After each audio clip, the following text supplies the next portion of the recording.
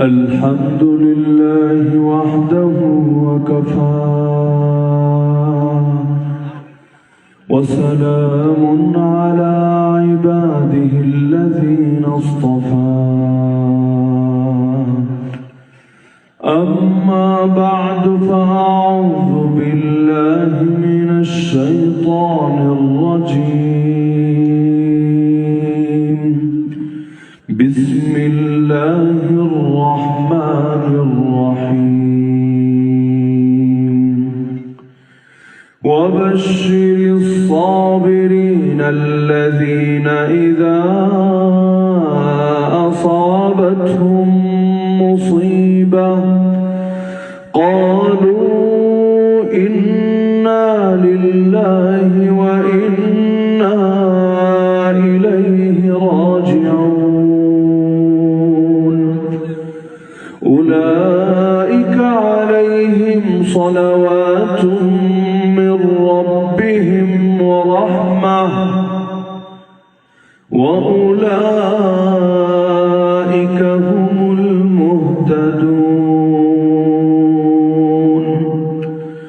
وقال النبي صلى الله تعالى عليه وسلم من لم يدع قول الزور والعمل به فليس لله حاجة في أن يدع طعامه وشرابه وقال أصحاب محمد رضي الله عنهم نحن الذين بايعوا محمدا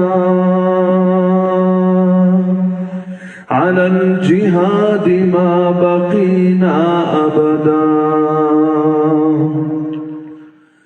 آمنت بالله صدق الله العلي العظيم وبلغنا رسوله النبي الكريم ونحن على ذلك لمن الشاهدين والشاكرين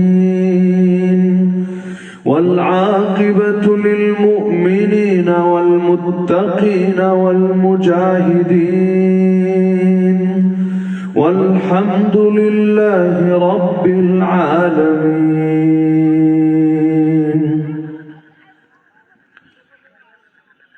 মুজাফফরপুর খাদিমুল কোরআন যুব সংঘের উদ্যোগে আয়োজিত আজকের এই সপ্তম বার্ষিক তাফসীরুল কোরআন মহাসম্মেলনের সম্মানিত সভাপতি মণ্ডলী, উপস্থিত আমার শ্রদ্ধেয় ওয়াজিবুল ইহতিরাম হযরত উলামায়ে কেরাম, এলাকার গণ্যমান্য মুরব্বীগণ, স্থানীয় এবং দূরদূরান্ত থেকে আগত দিন দরদী কোরআন প্রেমী প্রিয় তাওহীদ জনতা এবং পর্দার আড়ালে থাকা মা ও বোনেরা,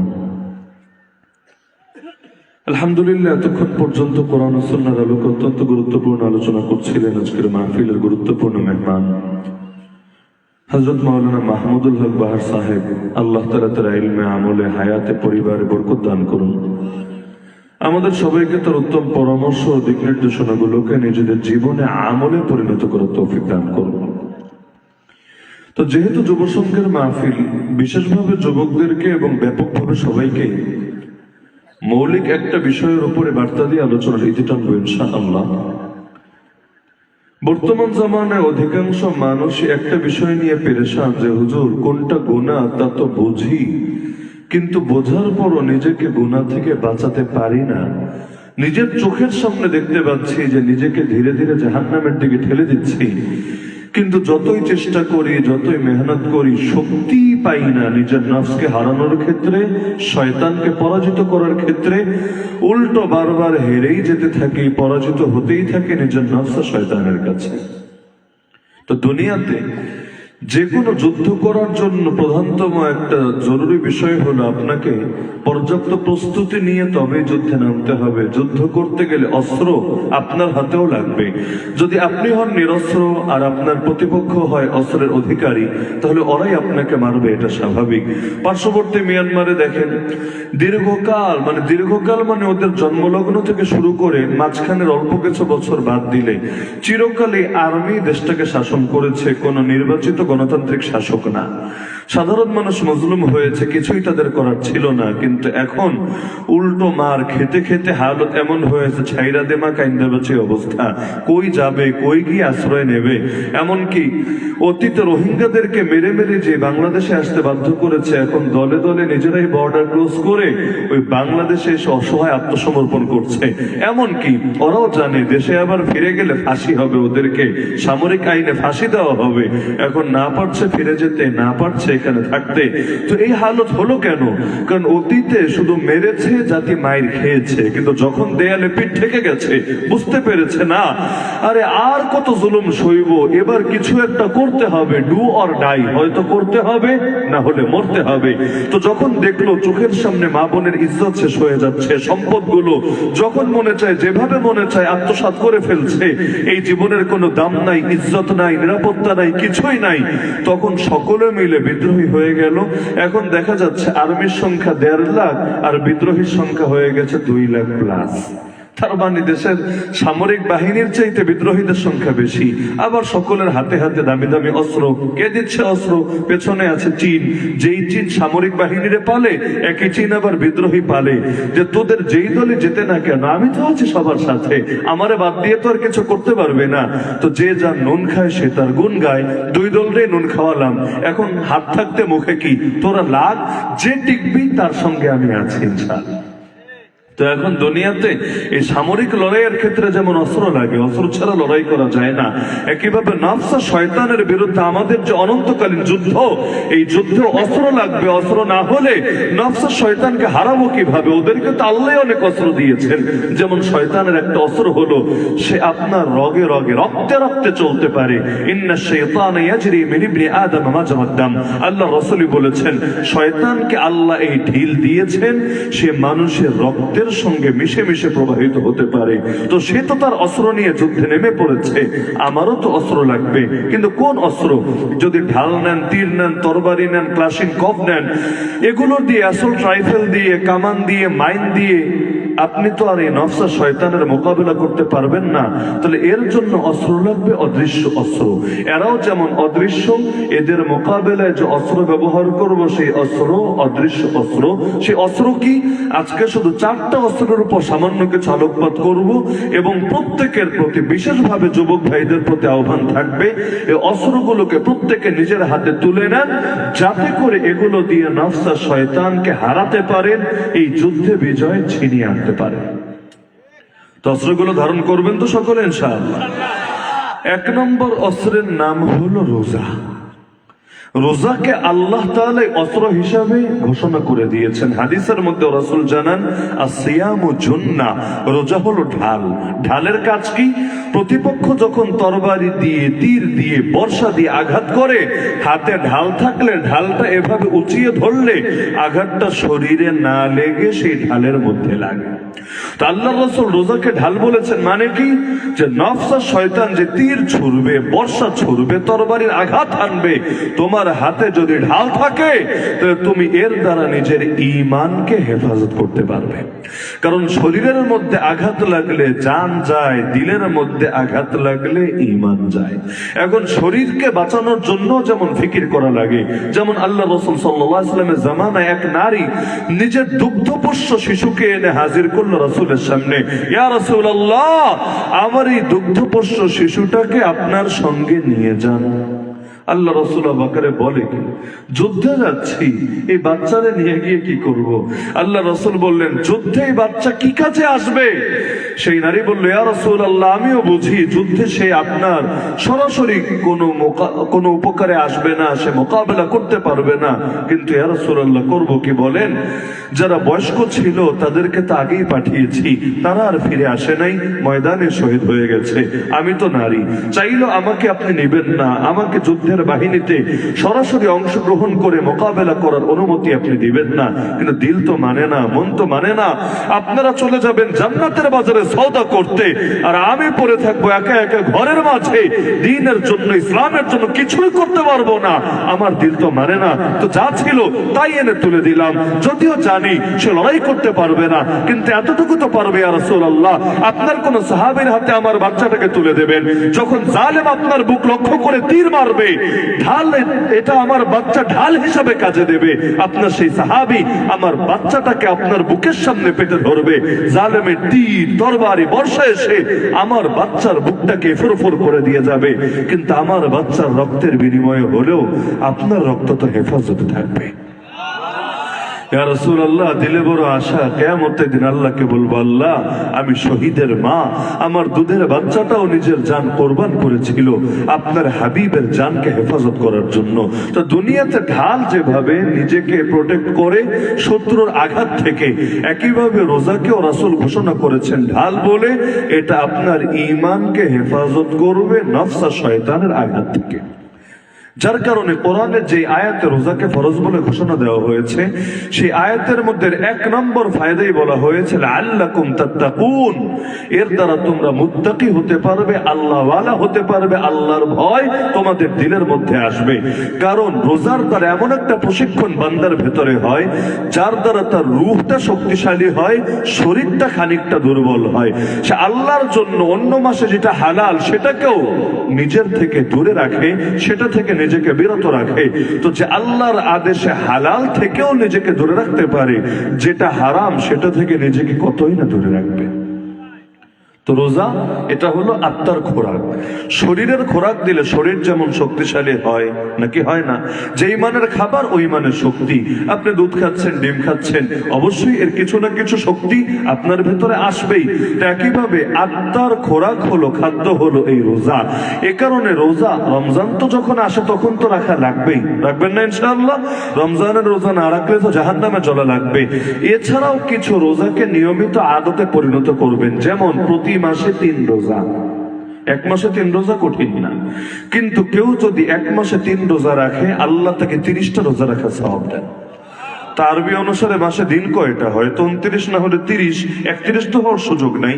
তো 3 দিন রোজা রাখলে যদি 30 রোজা সওয়াব হয়, বছরের প্রত্যেক মাসে রোজা রাখলে কি হবে একটাবার চিন্তা করেন। কিয়ামতের দিন দাঁড়িয়ে দেখবে তার জীবনের প্রতিটা দিন কেটেছে রোজায় রোজায়। কার সাধ্য আছে প্রতিটা দিন রোজায় কাটাবে? এমনকি চাইলেও সুযোগ নাই, কারণ অনেক দিন রোজা রাখা নিষিদ্ধ আছে। ঈদের দিন রোজা রাখা যায় নাকি? যায় না। ঈদের দিন যায় না, কোরবানির দিন যায় না, কোরবানির পরের 3 দিন যায় না। কিন্তু মাসে 3টা করে রাখলে আল্লাহ রাসূল বলেন ফাযালিকা সিয়ামুদ দাহর, এটা তার সারা জীবনের রোজা বলে বিবেচিত হবে। তাও তো বাকি 11 মাস 3টা করে রাখবেন, রমজানে তো 3টা রাখবেন না। রমজানে কয়টা? 29 বা 30, পুরো মাসে রাখবেন ইনশাআল্লাহ। তো রমজানেও তো আল্লাহ তাআলা 10-এর নিচে তো সওয়াব কাউরে দেয় না। তো রমজানে রাখলেন 30টা, আল্লাহ সওয়াব দিলেন কয় রোজার? কে অঙ্ক পারেন না? 1 রোজা যদি আল্লাহ 10 দেয় সর্বনিম্ন, তাহলে 30 রোজায় কত দিবে? কত দিবে? 300। সহজ অঙ্ক।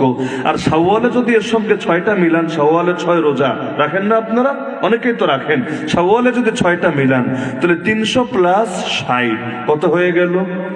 360। তো আরবি অনুসারে, হিজরি অনুসারে বছরে 360 দিনই হয় না, 354-55 দিন হয়। তো 360 দিন তো আপনার রমজান আর শাওয়ালে 6 রোজা দিয়ে কাভার। আর বাকি প্রত্যেক মাসে যদি 3টা করে রাখেন, তাহলে 11 মাসে 3টা করে রাখলে তাহলে কয়টা হবে? 33টা রোজা। প্রতিটা 10 করে যদি সওয়াব হয়, 33 রোজায় কয় রোজা সওয়াব? 330টা রোজা সওয়াব। তাহলে রমজান আর শাওয়াল মিলেই 360, আর বাকি প্রত্যেক মাসে 3 করে মোট হবে আরো 330। তো 360 প্লাস 330 কত হলো? 690। নাকি ভুল বলছি? 690। তো 1 বছরেই যদি 690 দিন রোজা রাখা সওয়াব হয়, কিয়ামতের দিন দাঁড়িয়ে তো দেখবেন হায়াত ছিল 60 বছর, রোজা হয়ে গেছে 100 বছরের বেশি। তখন ভালো লাগবে নাকি লাগবে না? মন খুশি হবে নাকি হবে না?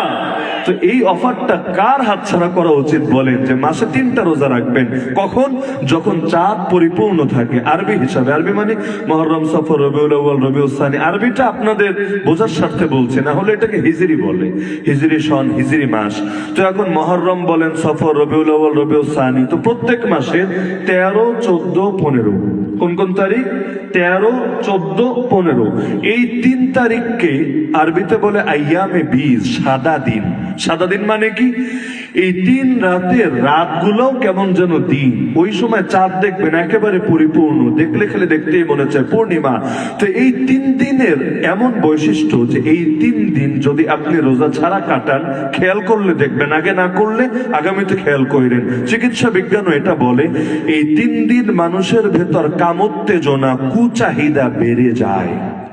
এখন কেউ যদি রোজা রাখে, রোজার দ্বারা সেটা নিভে যায়, কন্ট্রোলে চলে আসে। শুধু 3 দিনই ফায়দা হয় না, আরো 1 মাস পর্যন্ত আলাদা একটা শক্তি আসে, যেটা দিয়ে নিজের নফসকে কন্ট্রোলে রাখা অনেকটাই সহজ হয়ে আসে।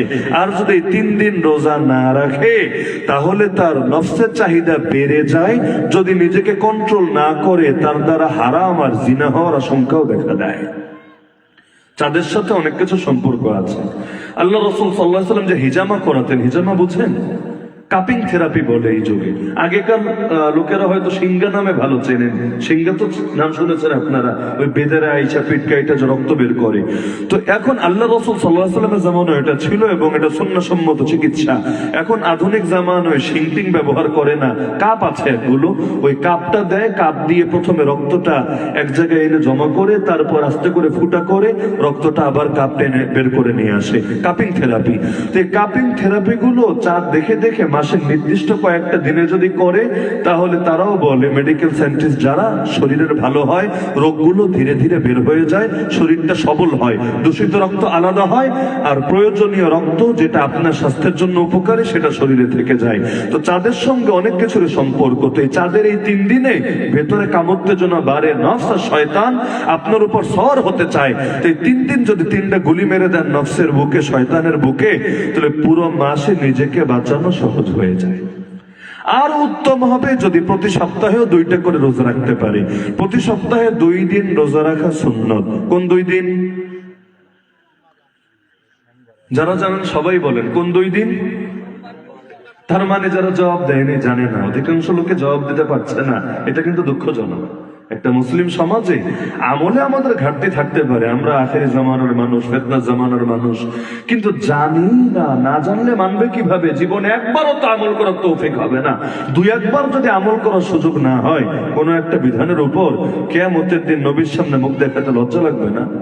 প্রতি সপ্তাহে 2 দিন রোজা রাখা সুন্নাত। কয়দিন? কোন 2 দিন? সোমবার আর বৃহস্পতিবার। কিবার কিবার? এই 2 দিন কি হয়? আল্লাহ রাসূল বলেন, এই 2 দিন বান্দার আমল আল্লাহর কাছে উপস্থাপন করা হয়। রাসূল বলেন, আমার দিলে ইচ্ছা হয় আমার আমল এমন সময় আল্লাহর সামনে হাজির করা হোক যখন আমার আমল রানিং থাকবে। এখন আমল রানিং থাকবে কেমনে? তাহলে তো ঘড়ির টাইম জানা লাগবে যে 4:55 আল্লাহর সামনে আমার আমলটা সাবমিট করবে। এই টাইমে আমি বৈশা বৈশা জিকির করতে থাকবো, সুবহানাল্লাহ সুবহানাল্লাহ সুবহানাল্লাহ।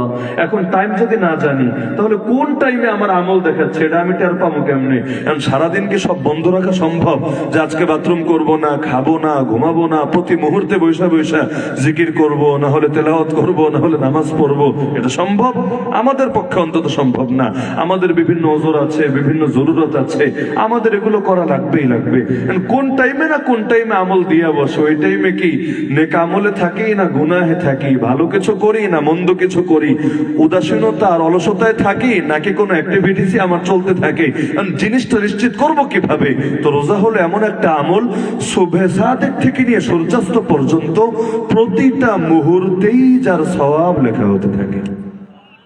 এখন রোজা রেখে যদি নামাজ পড়ে তাহলে দ্বিগুণ সওয়াব, রোজা রেখে যদি জিকির করে দ্বিগুণ সওয়াব, কিন্তু রোজা রেখে যদি ঘুমায়ও তাও সওয়াব, রোজা রেখে যদি হাঁটে তাও সওয়াব, রোজা রেখে যদি ব্যবসা করে, চাকরি করে তাও সওয়াব, রোজা রেখে রোজারত অবস্থায় যদি বাথরুমে গিয়ে সময় কাটায়, কারণ ওজর এসেছে, বাথরুম চাপ দিয়েছে, গিয়েছে 5 মিনিট কাটিয়েছে, এই 5 মিনিটও তার আমল নামায় সওয়াব লেখা হচ্ছে।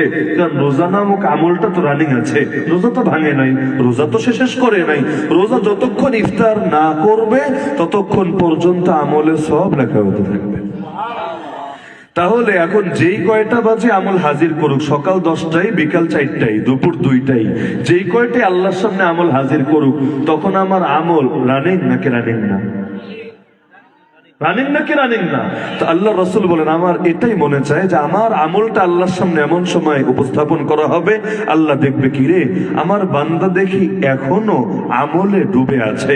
তা আমরা ছাত্র জামানায় মাঝে মধ্যে একটা জিনিস নিয়ে আফসোস করতাম, ধরেন মনোযোগ দিয়ে পড়ছি 1 ঘন্টা 1.5 ঘন্টা 2 ঘন্টা 2.5 ঘন্টা, এদিক সেদিক তাকানো নাই, কোনো গল্প গুজব নাই, কোনো খাওয়া নাই দাওয়া নাই, কিচ্ছু নাই। হঠাৎ করে পড়তে পড়তে ক্লান্তি চলে এসেছে, একটু শরীরটা ছেড়ে পকেট থেকে বিস্কুট একটা বের করে ধরেন কামড়টা দিলাম, এমন টাইমে দেখে হুজুর সামনে চলে এসেছে। হায় রে, এত সময় সাধনা পুরোটাই তো চলে গেল। কারণ এত সময় পড়লাম, একটা বার এসে দেখলো না যে আমি পড়ছি। আমার মতো মনোযোগী ছাত্র